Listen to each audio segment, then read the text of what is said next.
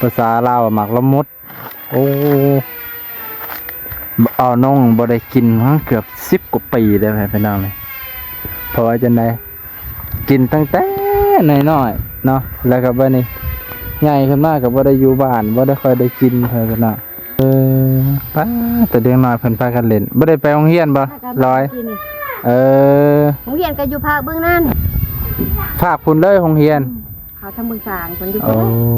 เขาย่างเอาบ่เห็นแล้วก็พากันออกโดยสบายดีครับสบายดีเพื่อนนั่นแหละ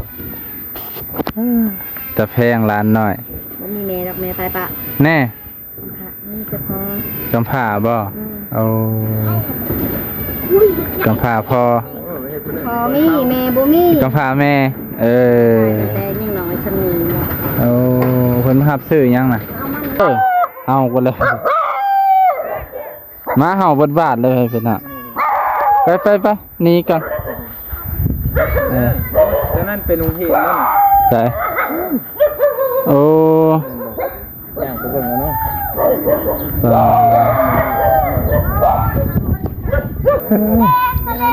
โอ้โครงการนี้มาจากประเทศออสเตรเลียเพิ่นน่ะออสเตรเลียปี2004โครงการเกือบ12 ปีเพิ่นน่ะ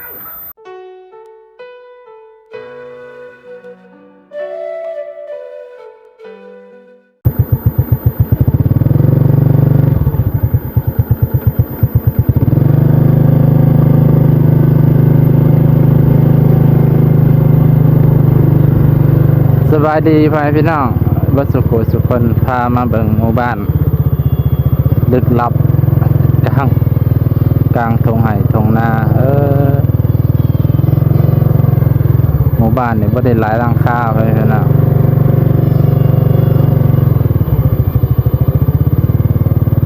ตาหัวนอนก้อยอูลูกอยู่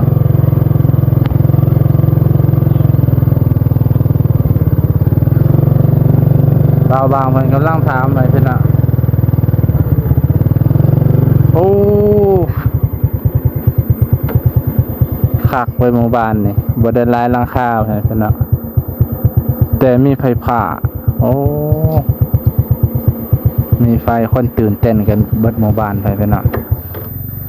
โอ้เขาเจ้าแนมเบิ่งคิดว่าผู้ใดมาเขาเจ้าแนมเขาเจ้าก็สิบ่เคยเห็นพี่น้องโรแมนฮะบ้านตะบูนว่า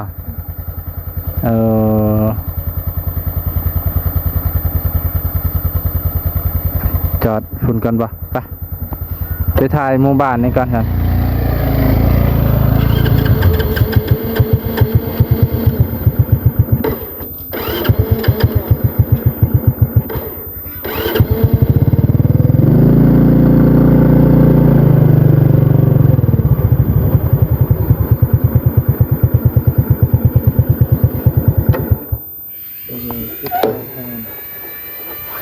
บ้านนี่คือบ่ได้หลายหลังคาเนาะเป็นบ้านเหมือนถ้าจะออกมามากอยู่เนาะสายไผ่นี้น่าจะมาแต่นั่นนะมาแต่พระสีตรงนั้นเลยจ้ะโ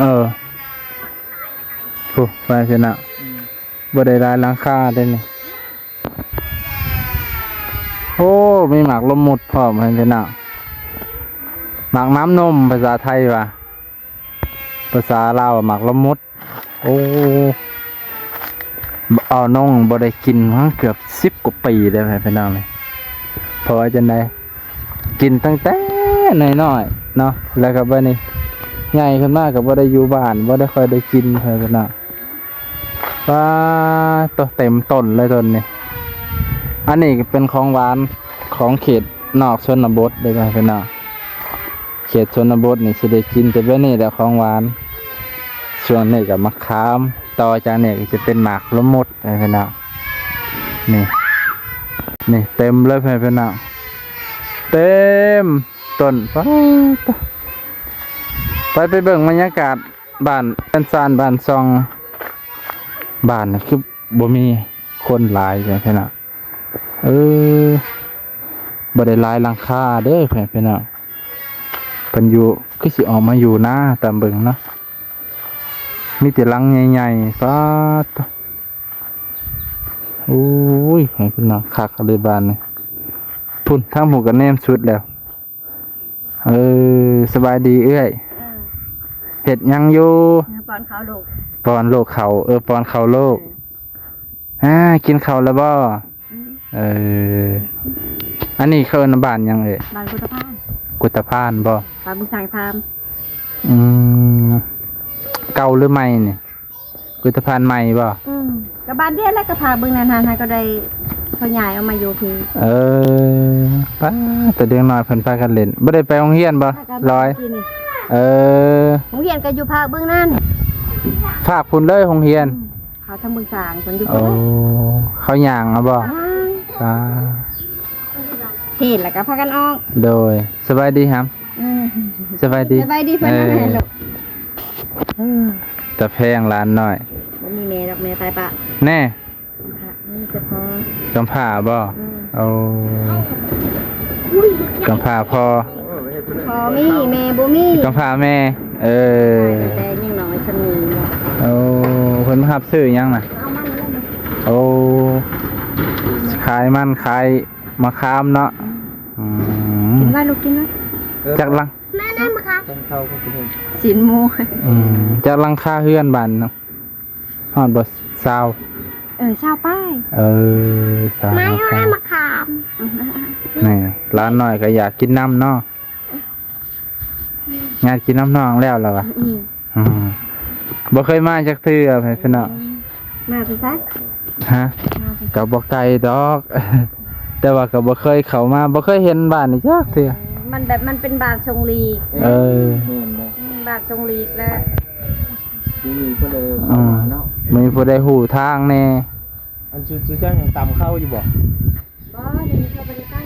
เช้าแล้ว ไปซีเขาอยู่ไสนี่ คือแบบนี้ได้1ปีหน่อยมันนั่นแหละ เขาบ่ได้ไปเมืองกับคาเฟ่นี่ เด้อ จะ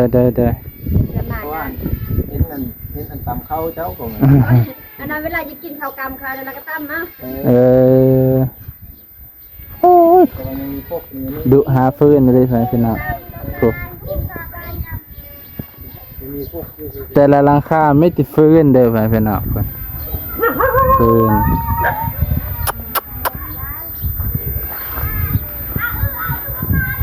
ฟืนหลายเลยนี่ดุดิ เจ้าว่าเห็นสามก็กำลังแรง แม่น ยาวไปหอดเพิ่นเลย แต่ว่าบ้านเหินเพิ่นนะห้องกันบ้านเหินก็ตรงเม็ดสบายตาเลยนะแถมตารางมีสอดพุดข้างผู ตารางเพิ่นคักเลยพี่น้อง มีตารางเหินล่าง ชุดเลยได้พี่น้องชุดแล้วทางเพิ่นเฮาก็บ่ได้ไปฮอดพุ่นดอกนะโอ้หลังนี่ใหญ่เลยพี่น้อง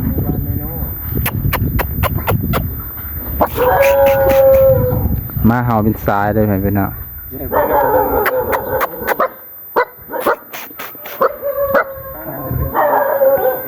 มาตัวนี้ดีอยู่เอาก็เลยมาเห่าบาดเลยพี่น้องไปหนีก่อนแล้วนั่นเป็นโรงเรียนนั่น ใช่โอ้ อย่างไปเบิ่งเนาะ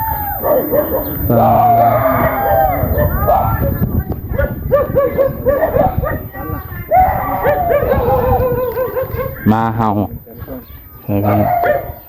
อาจารย์จะตึกแหได้อยู่บ่ได้อยู่บ่ตึกแหน่ะ โอ้ ไปตึกอยู่ไสเนี่ยปลาขึ้นบ่ตึกตามน้ำมาแล้วเนาะเอามัน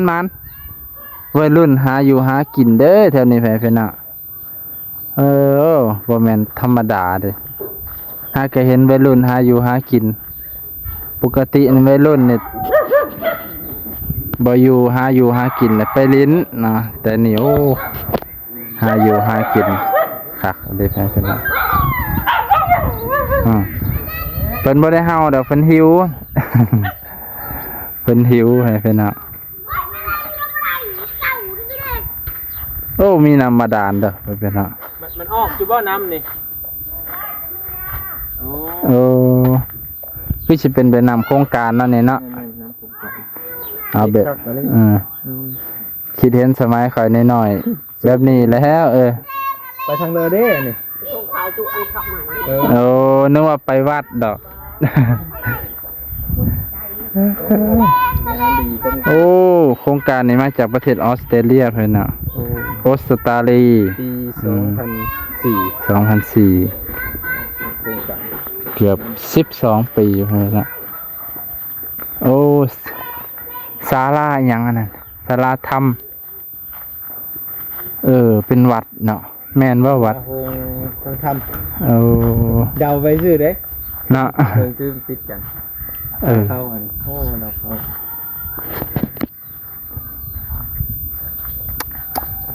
้า คักๆเล่าเขาเพิ่น ยังเข้าอันด้านล่าง เราเพิ่นใช้ครั้งไว้ ศาลาหงส์ธรรมให้เพิ่นน่ะคือตัดฟืนไว้จังซั่นน่ะ เป็นอันนั้นเนาะ คัก หมู่บ้านหมู่บ้านเพิ่น หรือว่าไปนี่แหละเป็นสิหรือบ่เนาะ จักบ่แม่น มาเป็นน้องแม่ป้าเนาะ มาตักน้ำลูกมาตักน้ำพริก จังนั้นกิน ไก่บ่จะนี่ไปสิผมไปลุ่มนะไปตักที่เจอน้ำกิน ตักอยู่หน้าพื้น มันเป็นน้องเป็น มัน น้ำชา เป็นน้ำช้าง มันออกบ่อ โอ้ แล้วก็ตักเอา เบิดหมู่บ้านเพิ่นกินอาหารเลย แม่น โดยโอ้ หมู่บ้านกินน้ำบอลเดียว อันนี้วัดบ่แม่ จะล่าลูก ศาลาซื่อๆยามเฮ็ดบุญมาโฮมกันอยู่นี่ ยามเฮ็ดบุญหันมาโฮมกันอยู่นี่ โดย มาเฮ็ดอยู่นี่ ฟืนนั่นน่ะเพิ่นไว้เฮ็ดหยังหั่นฟืนร่วมบ่ ขึ้นเขาไว้ค่ะคนตัดคายลูก เอาไว้ขายบ่คำตอบแทนว่าเอาไว้ขาย สิไปใช่ล่ะนี่ มาเบิ่งบ้านแม่นี่แหล้ว เคยเข้ามา บ่เคยมาจนสิเฒ่าเลยนี่ อ้าวอยู่ไสล่ะ อยู่ในเมืองสดนี่คือกันแต่ว่าพวกเคยเข้ามาทุกทีนี่ก็บ้านปัจจัยกุตภะเคยเข้ามาเบิ้ง เจ้าคือคนทางก็เลยบ่ ต่อไปละพู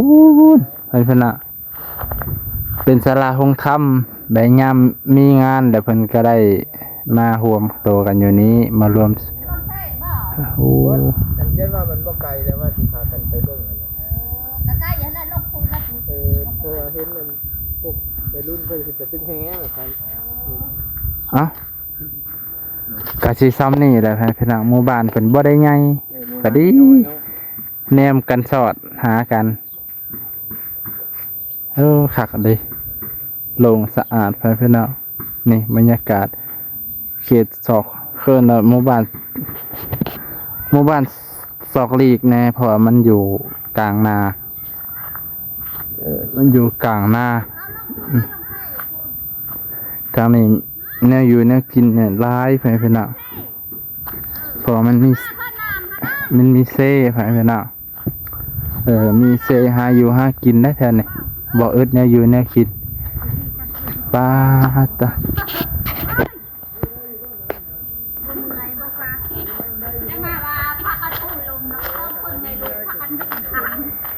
ไปพี่น้องก็สิซ้ำนี่กันเด้อบัดนี้ค่ะถ้าเบิ่งบรรยากาศแถวเขตชนบทเมืองลาวไปพี่น้องบ้านแถวนี้ก็บ่ได้หลายหลังคาประมาณ20กว่าหลังคาแต่มีไฟฟ้าถึงสิอยู่ป่าก็มีไฟฟ้าเนาะบ่น้องกะมากับทิดบางบาวบาง2คนคือเก่าไปพี่น้องมันนี่ก็สิพาเบิ่งบรรยากาศสิสวยเก่าๆดังเดิมนะพวก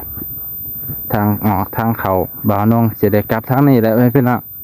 ไปมื้อนี้ก็สิจบเพียงเท่านี้ก่อนพ่อแม่ลุงป้าเบิดสุขสุคน